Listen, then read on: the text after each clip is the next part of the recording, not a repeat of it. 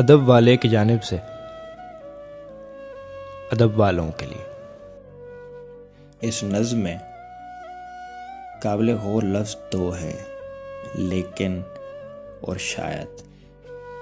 اگر آپ اس نظم کی کیفیت محسوس کرنا چاہتے ہیں تو ان پر غور کیجیے گا۔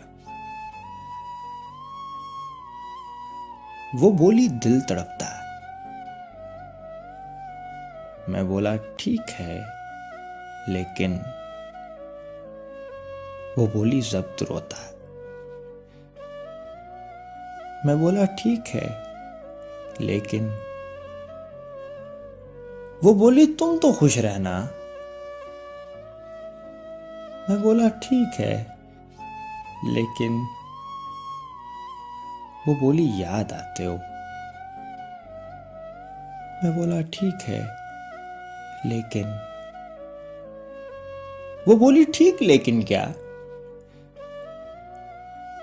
وہ بولی ٹھیک لیکن کیا؟ میں بولا کچھ نہیں شاید۔ وہ بولی کچھ تو کہہ دیتے، میں بولا ٹھیک ہے لیکن۔ وہ بولی کچھ تو کہہ دیتے، میں بولا ٹھیک ہے لیکن۔ ایک مختصر سی کاوش ادب والے کی جانب سے۔